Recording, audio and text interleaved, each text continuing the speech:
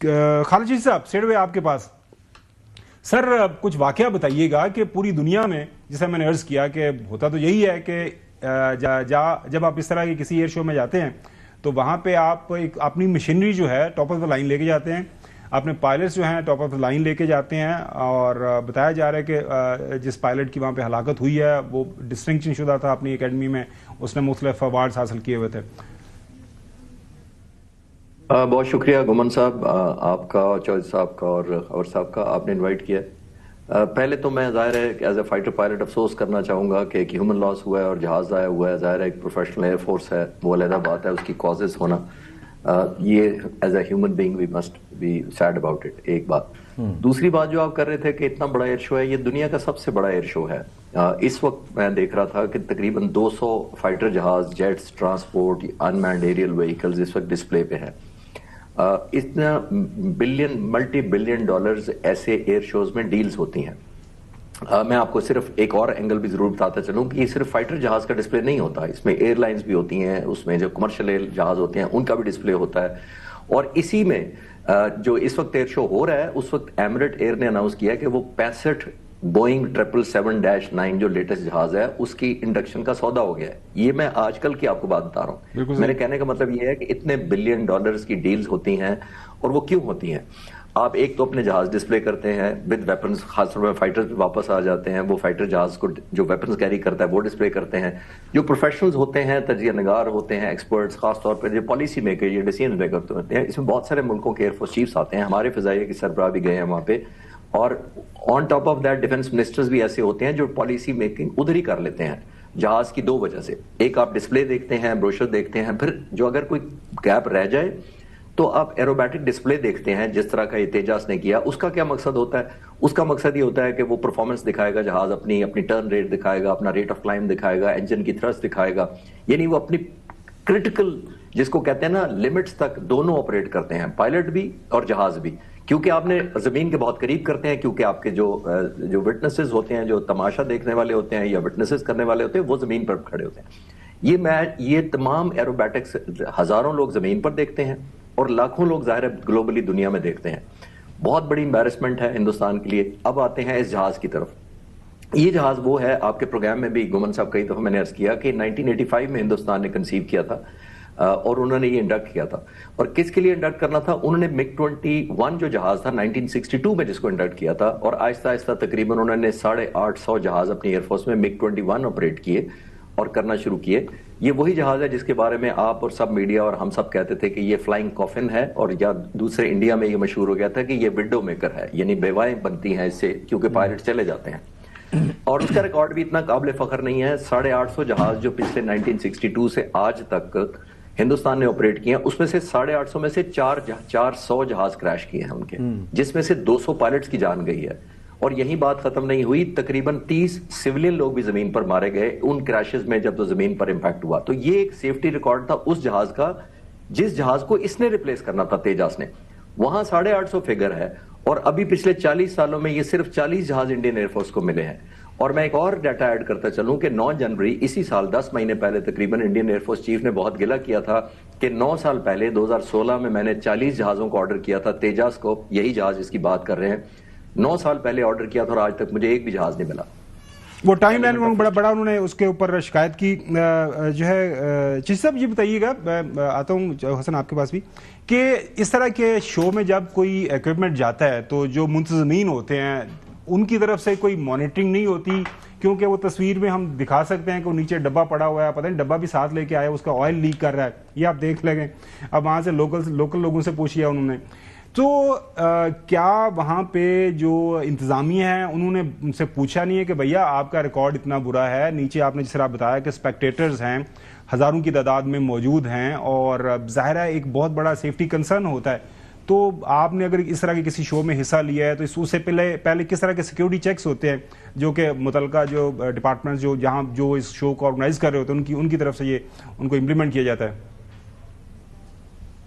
جی بالکل آپ نے ٹھیک کہا کہ ظاہر ہے سیفٹی سٹینڈرڈ ہوتے ہیں، اور میں نے آپ سے کہا 200 کے قریب زمین پر اس وقت ڈسپلے کے جہاز کھڑے ہیں اور روزانہ کی بنیاد پر کنٹینیوسلی ایروبیٹکس ہو رہے ہوتے ہیں ہوا میں، کیونکہ یہ فل آف ایکشن ڈے ہوتا ہے۔ دوسرے لفظوں میں یہ سمجھ لیں کہ ایوری ڈے جو اسپیکٹیٹر جاتا ہے، میں خود بھی شامل ہو چکا ہوں دبئی ایئر شو میں، جب آپ اس شو میں جاتے ہیں تو آپ سارا دن آپ نکل نہیں سکتے، بیکاز اتنی تھرلنگ آپ کو ایکٹیویٹیز نظر آتی ہیں، ایروبیٹکس ہو رہے ہوتے ہیں، آپ نے جو مسمرائز کرنا ہوتا ہے، جو آپ کے آڈینس نیچے کھڑے ہوتے ہیں آپ نے ان کو امپریس کرنا ہوتا ہے۔ اور ظاہر ہے جیسے آپ نے کہا کہ جی ایک سیفٹی سٹینڈرڈ ہوتا ہے، دیکھیے سب سے زیادہ سیفٹی سٹینڈرڈ گھمن صاحب آپ ایگری کریں گے کہ اس ملک کی ایئر فورس کا خود ہوتا ہے۔ آپ خود کیسے ایسی جہاز کو ہوا میں بھیج سکتے ہیں جس کے بارے میں کوئی آئل لیک ہو یا انجن پرابلم ہو یا کوئی فورسیبل ہو، بیکاز یہ ٹرپل امبیرسمنٹ ہے۔ ایک تو زمین پر آپ فیول لیک ہوتا دیکھ رہے ہیں، دوسرا آپ جہاز لوز کریں گے، تیسرا آپ پائلٹ لوز کریں گے، تو کوئی بھی ایئر فورس نہیں چاہے گی۔ اور سب سے بڑھ کر جب یہ سب کچھ ہوتا ہے تو آپ اپنا امیج لوز کرتے ہیں، جو آپ کا امپریشن ہوتا ہے دنیا میں کہ آپ بہت بڑی ایئر فورس ہیں، چوتھے پانچویں نمبر پر آپ ایئر فورس ہیں،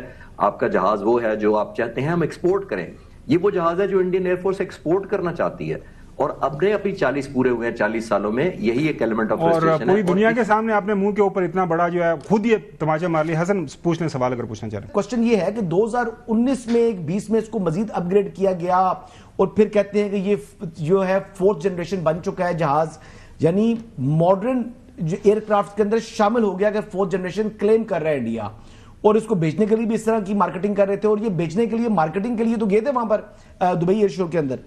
تو کوسچن ہے اس کے پہلا کوسچن کہ جی یہ اس سے ایجیکٹ کیوں نہیں کیا، اور دوسرا کوسچن کہ یہ مطلب 4th جنریشن ہے بھی، یا یہ ایک نریندر مودی کی طرح یعنی جھوٹا ہی کلیم ہے؟ مودی تو جس طرح جھوٹ بولتا ہے، اور سب سے زیادہ افسوس اس بات کے اوپر ہے کہ جس طریقے سے گودی میڈیا اپنے پائلٹس کو دنیا کا بہترین پائلٹ شو کر رہا ہوتا ہے، تو جو میں کوئی ڈیٹا پڑھ رہا تھا اس میں سب سے زیادہ جو پلین کریشز ہیں وہ انڈین پائلٹس کے ہیں، اور ہیومن ایرر کی وجہ سے۔ چشتی صاحب نے سارا ایکسپلین جی چشتی صاحب۔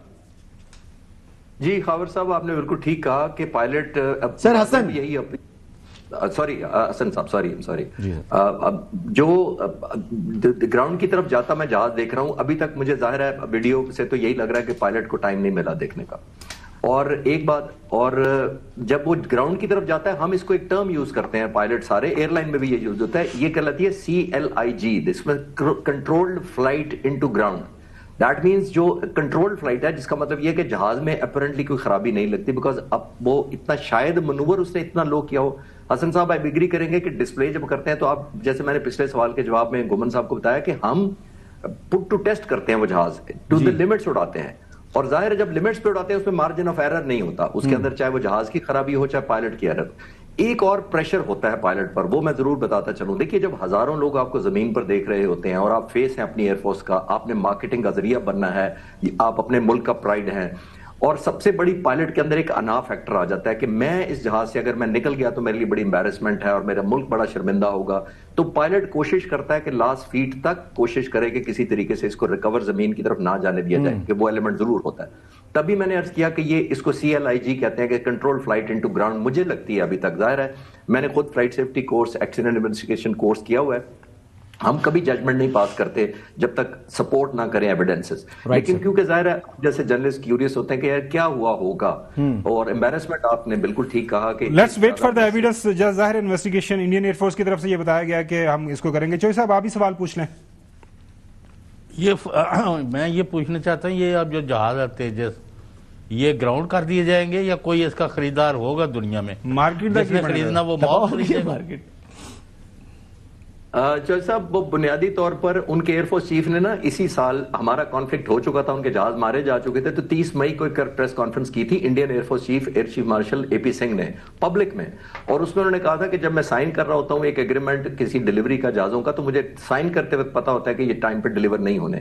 میں نے آپ کو مثال دی کہ 8.5 جو جہازوں کو گریجولی اس جہاز نے ریپلیس کرنا تھا، جو 40 سالوں میں صرف 40 ہیں، 850 کی بجائے۔ ایک بات، دوسری بات وہ فلائنگ کافن بھی اسی لیے پچھلے کہلاتے تھے کہ یہ جہاز پروڈکشن ہی نہیں ہو رہی تھی اور انڈکٹ نہیں ہو رہے تھے۔ اور ایک بڑی امپورٹنٹ بات جو آپ کہہ رہے ہیں کہ گراؤنڈ کر دیں گے، گراؤنڈ تو ان کا اب چوائس نہیں رہے گی، اب فی الحال انویسٹیگیشن پوائنٹ سے تو گراؤنڈ کریں گے، لیکن میرا نہیں خیال ان کو آرڈر ملیں گے، کیونکہ دیکھیں جب آپ کی اپنی ایئر فورس ہی بیسٹ پرفارم نہ کر سکے اور مینٹیننس بھی شو کو آپ نے دیکھ لیا ڈسپلے پہ۔ ایک اور ہمیں نئی چیز بھولنی چاہیے، 40 سالوں بعد بھی انڈین ایئر فورس ابھی تک یہ سوچ رہی ہے کہ اس میں انجن روس والا لگنا ہے جو وہ چلا رہے ہیں یا امریکن لگنا ہے۔ یعنی امریکہ سے بھی کانٹیکٹ میں ہے کہ ہمیں وہ جہاز کا انجن دے دے تو ہم اس کو اپ گریڈ کر لیں، بہتر کر لیں. سر تو آئی بلیو جو نئی جنریشن ہے اس میں امریکن انجن آ چکا ہے، جو نئی ان کا جو نیا والا ہے اس میں امریکن انجن ہے. ڈیمانڈ وہ کر رہے ہیں. چیز صاحب بہت شکریہ وقت دینے کے لیے.